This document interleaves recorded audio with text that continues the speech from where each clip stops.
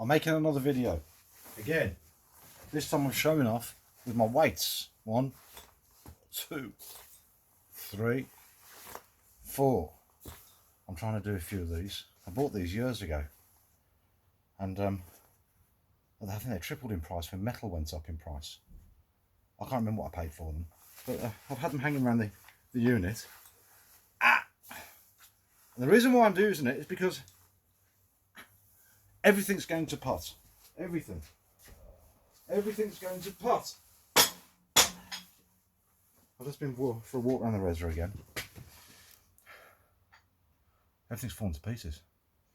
Old age, 57, and the signs are there. I had you know, in the summer I quit smoking and I was walking around the Edgbaston Reservoir. I was doing really well, 4 laps in the morning.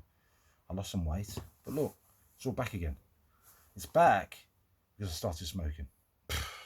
4. And when I start smoking, everything that goes with it is the chocolate and the biscuits and all the bad foods. And I just sit there and I overeat, and I replace meals, proper meals, for chocolate and biscuits. It's got to stop. It's got to stop. It's going to kill me. A few weeks ago, I had a pain in my chest. It wasn't where my heart was. It was sort of somewhere, but it was a signal, a warning. I thought, you got to stop. So I had to go through the emotional trauma of stopping.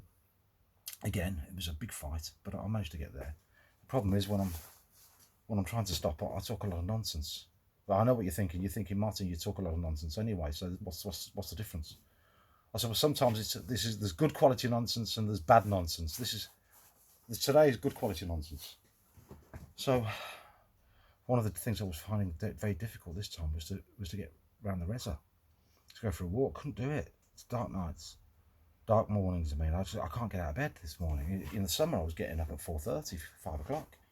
Wonderful, walking around the reservoir and watching the sunrise. It was beautiful. Can't do it in this weather. I find it a real struggle. So I thought, well, what did you do in the past? I thought, I know, that was it. You went to the gym. You got up early and you went to the gym.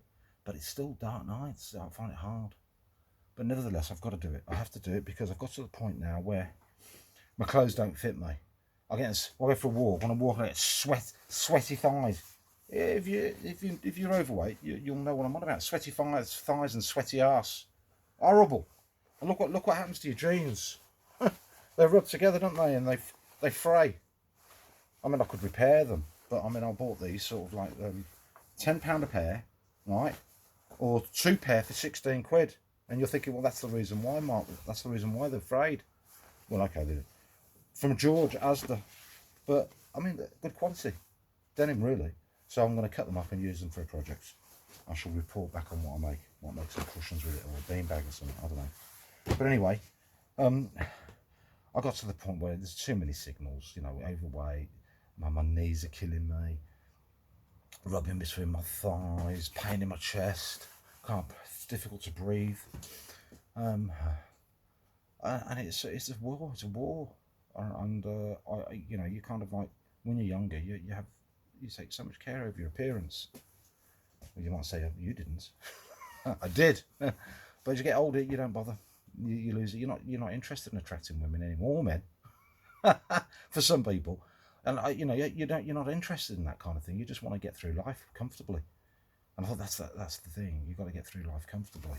And you're not comfortable, are you, Martin? I said, no, I'm not. So I went for a walk around the reservoir, and I thought, but I'm not doing. It's just not working. Quitting smoking and walking, it's not working. I've got to do more. So I've got to go to the gym and walk. And so I'm going to kind of make a few videos reporting on my progress if I make any. But I really have to stop smoking. I've got to basically manage the desire to smoke when it raises its head. It's killing me. It's going to put me in an early grave. Anyway, so I'm checking in again just to let you know where I'm at. I've just been for a walk around the reservoir. I did 3 laps. I wanted to do 4, but it was was raining quite heavily and I wasn't really equipped for it. Got a bit soaking wet, and I've had to cut my hair off. I've cut my hair off because I can't bring myself to pay 15 quid for a haircut. I know what you're thinking. You think, you schnorrer, you beggar. That's right. All right. 14 quid, 15 quid for a haircut down Star City, and it's not really that good, because I've got a cow's lick, and and they don't know how to handle it, so I always end up coming out with one bit too long here and another bit short there, and it don't look right. So I thought, sod it, since you're not trying to attract anybody from the opposite sex anymore, just take it all off, grow old gracefully. So I did that, and I'm going to try and lose a bit of weight as well, just to make myself light-footed. But the main reason, that was it, one of the main reasons to check in on this video is about my shoulder. I think you might have recalled I talked about I got arthritis in my knees, and I went to the doctor, and the doctor says, you got it at your shoulder as well. I said, how did you know that? He said, they have a rule which basically says that you can only report one ailment at a time. If you want to report a second ailment, you've got to book a second appointment. How nonsense is that? I think it's got something to do with the fact that they only get paid for one report. So if you're giving them 2 problems to solve, they only get paid for one. So they want you to book in again. How stupid. So anyway, I only told him about the knee, because that was the thing that was really hurting. And he said to me, I bet you've got a problem with your shoulder. And I said, yeah, how did you know that? And he says, because they always go together, somewhere like that. And I thought, wow, amazing. I thought, amazing, not amazing. I mean, it's arthritis, bone rubbing against bone. The problem is that the tension that builds up in my shoulder, the only way I can kind of release it is when I go like that.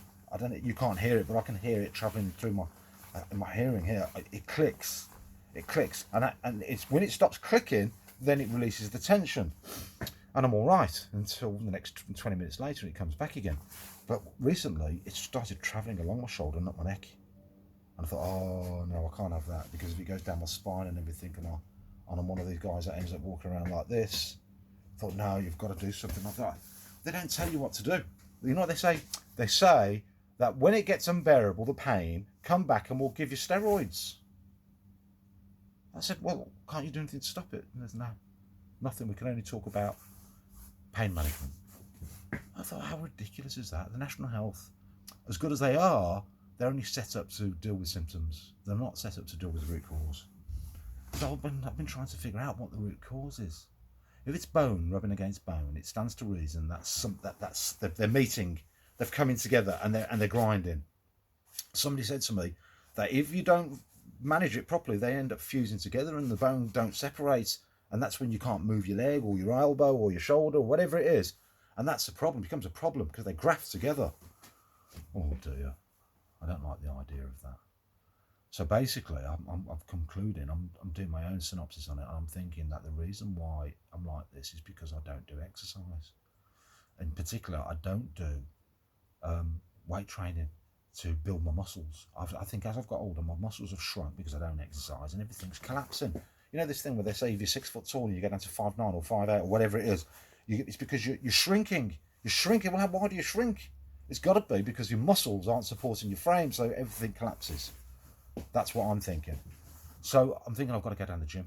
I've got to go down the gym. I've got to do weight. I've got to do weights.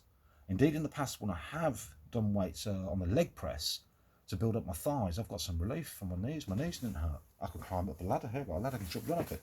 So you've got to get back down the gym, Martin. Don't care what it is.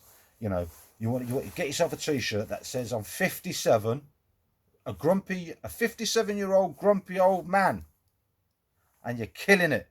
Well, you ain't. But you could be, you know what I mean? So I've got to get down to the gym, and I've got to basically build my muscles up, basically. Hence these. That's why I got them out.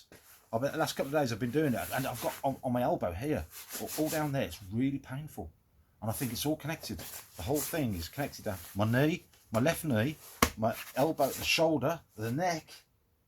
And the thing inside there, that brain, all messed up. So that's what I've got to do. But to fit it all in, I've got to get back into getting up early in the morning. And the weather, it's so miserable in England, isn't it? I just don't like the dark mornings. I must suffer from that seasonal disorder thing. So, but anyway, I've got to fight it, because I do know one thing. Once I'm up and out of bed, just getting up and out, within a few minutes, I'm all right.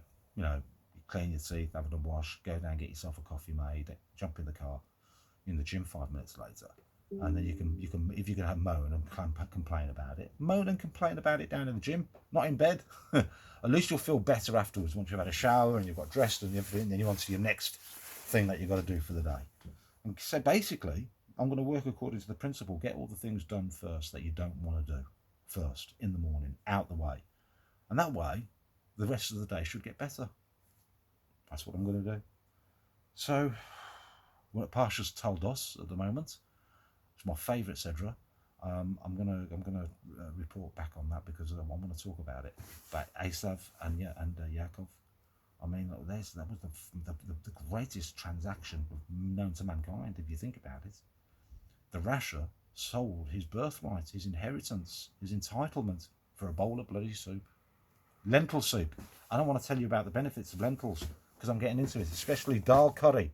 It's brilliant. Speak to you later. Don't forget to subscribe. It's important that you subscribe. If you really want to hear some more nonsense, subscribe and like. Thank you.